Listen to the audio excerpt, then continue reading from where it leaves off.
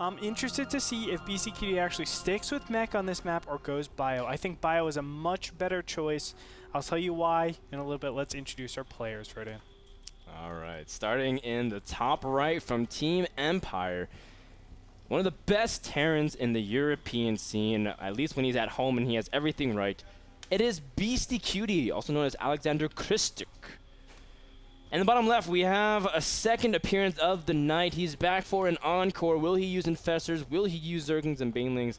Maybe even both in unison. It is Dark from Team Slayers. Now, I want to clarify what I said earlier, because a lot of people say, like, well, how is Beasty one of the best players? But I don't see anything from him. Beasty says it himself. He's not a tournament player. He is allergic to gluten. So, like, he's one of those players that when he goes to a tournament, conditions are always bad because it's very difficult to be fed at appropriate time. It's always difficult to, you know, get everything right on top of all the things because he's a very particular player with all kinds of tendencies. So, it's just tough. And not everyone can translate that to a LAN. I mean, Beasty admits that, but he's still, when I think in terms of raw talent and ability to macro and micro and balance everything, amazing Terran. Top 3 in Europe at his best. Yeah, I hope BeastyQT gets a little bit more practice just going to LAN environments. And I feel like SoCal definitely has its share of, you know, local LANs, but there could be more. He could be somewhere like Canada. I think Canada has a lot more LANs than SoCal currently. So I would have loved him to get a little bit more experience that way, but I'm sure as soon as like Heart of the Swarm comes out and he's a little bit more used to actually traveling, he'll be a lot better. I can only hope, because I have to agree with you completely, Frodan. BeastyQT is one of the most fantastic players that I know in the foreign scene, and I see a very bright future for this young lad. It's so funny too because it just seems like the Empire Terrans in general are just the rock stars of ladder, like Koss, Happy. Yeah. Like, it's really funny because like at tournaments and stuff, like if it's IEM, Home Story, Assembly, even if everyone else is playing, having a good time partying, if the event's over, if the day hasn't started, if they played 12 hours of games, you can always see, like, if a computer is open and Happy or Cass are next to it, they're always playing ladder, man. Like, Cass hit something like 10,000 ladder games. It's absolutely absurd. Beasty comes from that kind of lineage of, like, hard-working Terrans in Europe. And I mean, he was even teammates with Violet at one point as well and practiced a lot with him. I think his TVZ will be great. Yeah, that's one thing you can never take away from the Empire. I don't even say the Terrans, just all of them. The Empire team, they are hard workers. Yes. No matter what it is, they have experience. It might not be LAN experience, but they do have experience with a ton of builds. That means it's going to be very difficult to actually catch them off guard, but as we said, maybe the mind games, they're more susceptible to that. I know a lot less mind games are actually being played in ladder games than in, let's say, tournament matches. The mindset for a best of 3 is a lot different than just best of 1s over and over and over again. So that's something to keep in mind. But that being said, let's go over the builds really quickly. We have 1-Rax Fast Expand into a double gas, and of course, we can see a factory and its associated reactor going down. We'll probably see something like Banshee Hellion. That's the most standard this day and age. In Cella's point of view, he went hatch first into a 17 pool. Excuse me. Dark's point of view, he went hatch first into a 17 spawning pool, got gas. This is very standard, and he'll probably get metabolic boost, transition that into a 3rd base, but we'll see how he does everything. Beasty has told me on multiple occasions how he just thinks mech is superior to bio or even marine tank in almost every way. Because for everything that the Marines can do early on, Hellions control better.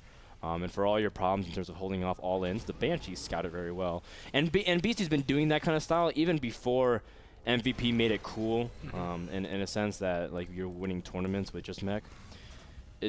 He stops at 2 Banshees and then doesn't even go cloak, and then uses that gas to be able to get even more factories out earlier, and still will go for double armory. That was his kind of style for a long time, and then he was like working on it with a bunch of other Terrans, and then MVP decided to kind of go double armory first while squeezing out Thors, and that was kind of like the big deal at the time. And now I'm really curious to see where Beasty goes. Is he going to go for the cloak? Is he going to just go for 2 Banshees, or is he going to keep going for Banshees and go for more of the Hellion Thor style? As I was saying, I think Hellion Thor is not as good on this map as other maps. Let's say Ohana, I think it's a lot better to mech, but BeastyQT is looking like he wants to actually mech on this map yet again. The main reason is because of the counterattacking options. I mean, Zerg has so many ways of going around the mech army and doing base trades. And base trades are actually pretty nice when you're going up against mech. It's very easy to actually just kill some expansions, drop back, and then you have a full surround on that mech. And that's when it's really, really cool. Especially on Cloud Kingdom, there's a lot of little ledges, a lot of different places where you can fungal stuff down and then actually start neural parasiting. And I think neural parasite is probably one of the most underused spells when you're playing mech, or excuse me, when you're playing against mech. But as we can see, BeastyQT putting down his 3rd and 4th gas, most likely indicative of more factories to come up. But still hasn't made any. This is kind of deceiving. It looks like he's actually making a barracks for units, but this is definitely going to be lifted off. There you go. Very nice little cute play from BC as well, using the rocks to kind of kill off creep tumors that he knows exist at the bottom of the ramp. It's really funny too, right? Like how you know, you're able to use the splash damage to like kill like enemy units, but like when your own units stand in the fire, they don't get hit. But when you target, all of a sudden it decides to hit. Yeah. It's like, oh, okay, so you chose not to hit me this time, but because you chose to target me, it actually finally hits. Dude, that's like when you're like attacking a rock and then there's like Zerglings underneath or something. It's like, why can't you just attack the ground and do exactly the same thing? It's like you're wasting your time, bro. It's pretty funny. But that being said, BeastyQT is following this up with, as you said, 2 Banshees, but he did get Cloak this time. Now, this could be an adjustment just to, I guess, regular metagame styles. I know a lot of builds actually progress or even, you know, change up as you start to develop it. So this could just be very well his new standard. But doesn't mean, I know for a fact he did do that, as BeastyQT is definitely one of the players that I most watched, I think, recently. Beastie only cloaks one of the Banshees, really trying to bait out the Queens into a tough position while microing his Hellions very nicely, making sure not even to lose one. Yep, and it looks like he takes out the 2nd Queen, and the 3rd Queen is going to go down here. Wow, BeastyQT doing so well. There's a single Spinecrawler over here, but as soon as this the Banshees actually take it out, look at how many drones are going down. My God, Frodan, BeastyQT is tearing this 3rd base apart. This is way too much damage for what Beastie was expecting. You know, the Queens not even able to take out the Banshees, and that alone means this third is in jeopardy, because the Queen that pops out, well, depends on how much damage the Banshees can pull off here. Oh, Beastie's actually just going to let it go at this point, which is fine, because his 3rd is perfectly safe. Oh, look at this. This is actually really cute. You see that bunker? Sneaked up all nice at the barracks. Oh, wow. That's actually really cool. Never thought of that. That is cool. That's really cool. Yeah. Only like never knew that even fit there. Right there. Yeah. That's super cute. It's like a mini planetary fortress, except an SCV actually does not attack out of a bunker, so he needs to replace that. But still, very cool, Frodan. This 3rd is not safe for a follow-up timing if Beastie chooses to go for a 1-1 push. That's kind of the nature. Like it's really tough. That's why Dark has to make banelings. He doesn't know if a follow-up push just to dive the hatchery and kind of like defend up from their point, and you just fall behind economically. Although Beastie is going for Hellion Thors and adding on a few more factors, so now he's going to start kicking into full production. And of course, you guys, this is where a lot of styles within the MVP start to deviate a little bit. When do you start transitioning into siege tanks? Do you even go for siege tanks until you have even 2-2 finished? And that changes up per player. Andre, what kind of style do you like in terms of seeing Hellion Thor? And when do you think it's a good time to incorporate tanks again? I think tanks should always be incorporated very gradually. You need to have that Thor count whatever you're going up against. Especially on this map, there's small little chokes. You need to take advantage of that. Siege tank can slowly get up on this high ground and just supplement as you start to take your 4th base. But it's important not to do it too fast or too slow. If you do it too fast, then you're actually open to a lot of air attacks, which are a threat, but in this game, not so much. If you do it too slowly, then roaches will actually start to overpower your Thors, even though that sounds really weird. You know, just the sheer quantity of roaches will be too much, and you can't focus fire the roaches down in time. So you need that AoE. It's a very delicate balance. Now, it's interesting because this is kind of like the conventional response that we've been seeing out of a lot of players, which is rush infestors. But even then, with Hellion Thor, that's kind of what the Banshees are for. to really kind of disable the infestor count. You can see that Beasty now sees them, splits them up, and cloaks them, trying to see if he can also limit the number of creep tumors on the map. And as long as he's clever about it, Beasty can still even disable a couple infestors just like that, trading a Banshee or two per infestor, even dropping an auto turret to deal with some of the units. Very clever. He does save the Raven, which is the most important unit. The Raven actually has a lot of utility, not only for taking out those creep tumors. You can do just soft harassment as well, especially over here on the left-hand side with some auto turrets. And of course, PDD. PDD is actually really helpful to empower your Banshees. Now that sounds really weird, but a lot of times when it's those 5 to 10 second battles, your Banshees are actually doing a lot of damage to, let's say, the Infestors. And the Infestors don't have the time to actually stay there. So normally your anti-air is what? Like Queens, or even Corruptors, that sometimes placing that PDD could be all the difference to keep your Banshees alive. That way they're still killing those Infestors. And now Beasty has such a strong 4-base economy that he's going to be able to pump out units very consistently. Although he's given enough time for Dark to set up his own economy. He now has Hive on the way, and this is actually a really powerful timing as well. The pre-Hive timing where you incorporate tanks back into your lineup and then start pushing really heavily. One thing that's actually really curious is that Beasty researches Secret Missile way ahead of time before he even has mass starports out. But I also like the dabbling of sprinkling extra command centers at this stage of the game, really trying to already think about late game transition, because that's where Beasty shines. That's right. I mean, really, when you're playing mech, you have to actually trade out SCVs at some point, because just straight up mech with 70 SCVs is not going to hold against Broodlord Infestor. You can see a couple of Hellion run-bys are going to try to do it a little bit damage, but this is really just to, I guess, trade units for time. He's just trying to delay his opponent's economy, not really get anything out of it. Just say, okay, I want to trade these minerals and wait until I have more gas, and then I can actually push out. Yeah, the trading for minerals is so key, except that now Hive is done and Beasty still hasn't made any move out yet. He's doing this very methodically and carefully, even putting up a sensor tower, which is very key, especially around this area, around the 4th base from Beasty, because there's a lot of counterattack paths. There's, down the ramp, there's around, and there's even crossing across the middle of the ramp by the watchtower, so you have to be very cautious about it. So this is kind of cute. But now that Hive Tech is done, Andre, do you feel like Beasty is being too passive, or do you think it's still a good move to keep turtling like this? I think this is fine. Turtling like this is perfect, because what he's doing is actually threatening some sort of huge push. And although it's still a little bit scary, because you're like, oh, Broodlords might be on the way out right now, just the sheer power of this army should be able to hit no matter what. Even if there's a sprinkle of 2 or 3 Broodlords, you really can't get that Broodlord count up in time to deal with this mass force. No, he's not going to be able to do this at all. There's so many units. Dark! Whoa, wow. Trying to go for a huge ambush. The Infestors are running face first into his opponent. Beasty was not expecting that whatsoever, talking about getting sucker punched, and all of a sudden Beasty's army got completely crushed. Whoa! Man, talk about crazy aggression from Dark out of nowhere, spontaneous. Andre, you just showed me a video of a kid trying to bully another kid, and the guy just fought back and slammed into the ground. I feel like I just watched a StarCraft representation of that. Jesus. I mean, that was like the coolest thing ever, just overwhelming numbers of units. It's roaches, it's zerglings, it's infested Terrans, and there's just not enough stuff. I thought BeastyQT was actually going to clean everything up. The army didn't feel like it was capable of actually taking out all of BeastyQT's units, but I was proved wrong. I swear, Dark is so sick, man. Imagine if he controlled that ramp, though.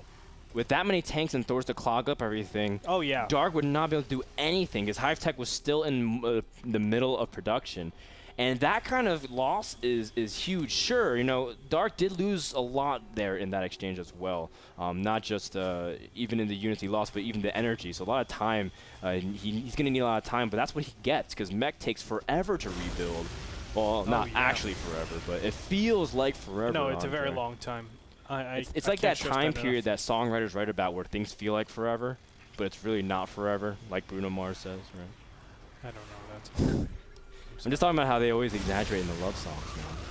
Like, I'll never love like this forever. It's like, oh, come on, man. Forever's a long time. But that's what it feels like in this case, especially when you're going mech, man. And Thors take a whole minute to make. Yeah, it that's takes right. forever. And you need to have some sort of ground control too, because in a blink of an eye, after these Broodlords are dead, you know, Zerg can very easily change over to a mass ground army. It's just the fact that you give Zerg so much time, they're able to actually bank so many minerals and gas that switching to something like Ultras or anything really is really accessible. You can see Infested Terrans going down here, and there's no good way to deal with this, Frodan. I mean, you need a ton of Hellions to deal with this effectively, and Hellions aren't the best DPSers against, you know, Broodlords. Yeah, Beastie trying to handle the Infested Terran problem, but they still have a long way to last. Now, AoE is a nice way to clear it up, and Beastie does stabilize. In fact, the Viking count is pretty significant, and there's no real anti-air. But here comes Dark with a huge pack of banings, and Zerg's trying to flank all the tanks. And Beastie doesn't really have any support units to deal with it, so the units will just roll on through. Beastie's control over his side of the map is getting significantly weakened again, while Dark is still making an incredible amount of units, although they're all Zerglings. Has to be very cautious about where he goes from here, because tanks and Hellions can deal with hundreds of Zerglings very easily. And you know, Tank Hellion is actually the best composition to be going against any Zerg ground army. I mean, they're able to kill everything. You get to this point where you just have so many siege tanks, and they can't be touched, because not only the AoE, but those Hellions just do such a great job. But look at this, just Lord. So many Infestors and Zerglings right here. You can see by the supplies, 130 to 200. And most of that supply is in Infestors. And look how fast. Oh my god, Frodan, that command center went down so fast. Didn't have building armor. It didn't. It would have stayed a no. Beastie is, I mean, he has the starports ready to transition, but he doesn't have the gas punch to really back it up. He's making Vikings as well when there's no real amount of Broodlords out, so these Vikings are forced to get on the ground and engage. Beastie's slowly but surely losing his grasp upon his ability to even stabilize because of how aggressive Dark's being able to do and trade with efficiency because of Infested Terrans and Zerglings. That's almost free at this stage of the game because of how much Dark's able to control the map. He's got 6 bases already. The bottom right's established with a healthy drone count. Beastie losing even the watchtower. And now Beastie really has to stabilize because he can't even really afford to put up another planetary. Yeah, if he loses another base like that, he's dead. I mean, there's no real good way to actually continue these attacks. I mean, he's trading way too inefficiently. And, you know, if you actually purchase a siege tank for a minute straight, that's 200 gas. You're just about spending all the gas that you get from one base. And these gases are mining out really, really fast. So when these main gases mine out, I mean, BC is really committed to only 2 bases. And that's basically like saying you can only get 2 rounds of siege tanks every minute. That's not that good. Well, Beastie's still doing what he can, running by units or Hellions to kill off some workers, but the worker count is still very healthy for Dark. It's at 80. And that's actually kind of misleading because Beastie's army is still large. His supply deficit is in the workers. He only has 44 workers right now. Yeah. So he does have a pretty strong integrity to his army, and he's got a lot of mules that are waiting to mine, but he's kind of nervous about those Infested Terrans. I think Beastie, how do you go from here, Andre? What does he need to do? There's so many Infestors. Can he even realistically deal with this? He needs all these mules. Oh, no, and here they come. Units from the low ground, not that many, and you can see the Infested Terrans are just doing so much damage yet again, Frodan. This is classic Dark. He just keeps going with the Infested Terrans. How does he keep doing this? There's no more space, man. There's no more space for Infested Terrans. They're actually sabotaging themselves because of how lack of space. Andre, I lived in Jersey all my life, and I still haven't seen this much population density. It's the #1 most populated, dense state in the U.S., actually. Yes, it is. That's what I was saying, man. Wow. I lived in Jersey, and those Infested Terrans seem even more crowded. It's crazy. This is getting out of control. 41 Infestors. Andre, he's making 5 more Infestors. This is getting a little bit out of hand, Andre. This is patented Dark, man. This is Dark at I'm laughing best. because this is like something we kind of joke about, like how he just doesn't stop making Infestors. It doesn't matter if you have the best response to him. Oh, wow. Hunter Seeker missiles did actually surprisingly well, cleaned up a lot of them, but look at that, he just recycles. Even more, the orbital command center going down now, and that's sure to fall. Some people would say that the D button, the S and D buttons are the most worn out keys on a Xur keyboard. It's F. Yeah. It's F and T for how many times he's pressing fungal, infestors, and infested Terrans. Beasty now has battle cruisers out into the field, but something that's actually really crucial is +3 air plating, ship plating. You want the battle cruisers to have lots of durability, especially against things like infested Terrans. Here comes a huge attack. Beasty running on his last gasps of fresh air. Can he survive yet another volley of this infestor legion? This is nuts. They can't even go up on the ramp at the same time. There's just so many. Imagine if you can get like 2 Seeker missiles in that batch. It would be beautiful. It would be a sight to watch. It would be the fireworks. It'd be 4th of July, man. But you see the mineral and gas bank that that's going on for Beasty. I mean, or excuse me, not Beasty, for Dark. For Dark, yeah. Dark's the one that's just he doesn't need tier 3, man. So much stuff, and it's because he hasn't spent anything, Frodan. He's expanding into Beasty's zone. Yeah, I mean, it is the biggest get out of my game, if anything. Oh man, Dark is just—he's doing this so methodically, and it's kind of true because you can't actually kill Beasty unless you're in his production line. And infestors really can't get there. They're a support unit, and that's what makes this so, I guess, entertaining in a sense, because he's winning with, I guess, just infestors. His Brewlords that came out did nothing. The Zerglings and Roaches, they helped flank, but it was really the infested Terrans that did everything. Dark is really showing us why this unit has been such a big controversial figure in all matchups. Fungal growth and infested Terrans, are you kidding me? When people thought fungal was so bad to deal with, try dealing with, how many infested Terrans can each 8, right? You can Max drop 8. Yes. He's got 44 infestors, Andre. That's a lot. 264 264 infested Terrans max that you can drop. Sweet Jesus. that has +2. That has insane DPS that shoots as fast as a Marine with 10 damage apiece. You're telling me that's hard? Seeker Missile do light up some Brewlords, but that's not the main concern, Andre, is it? Nope, it's not. GG gets called up for BeastyQT. He knows what's going to follow after this. And Dark will take another game, going 3-0 so far. 2-0 against Lowly. Man, that game was so ridiculous, and the game is still going on, this replay. Dark was still having fun with it. Even Beasty still leaving the game. Dark, very entertaining with his infestor style. Is there, what happened? Do you think Beasty just got a little bit too impatient, didn't wait for the creep, or was it Dark recognizing an opportunity? The definitive moment was, of course, the first major battle that we saw when basically how can Dark make a call like that, though? I don't know how Dark actually that was like insane snap decision call. Because honestly, I feel like those pushes shouldn't work. But what was interesting about it is that everything was clumped. All the Terran ball was clumped, which is normally good. But the interesting composition that Dark went was Banelings, which you normally don't see. Roach, Baneling, Infestor. Yeah, Roach, Baneling, Infestor, but a very heavy emphasis on Infestor and Banelings. And I was like, oh, well, Dark doesn't really have much substance to his army.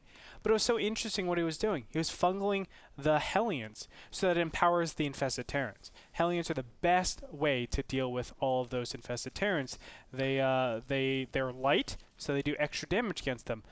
But he went for the trade and then just said, my infestors are going to take over directly after this. And that's something that's so cool. Limit the Hellion count, and then you can basically do whatever you want. After the first attack was finished, I mean, Dark knew he had the big economic advantage, and he was able to do whatever he wanted. Yeah, the 4th was just so close to the point of combat. And great creep spread also. That was a really unsung hero by Dark as he takes game number 1.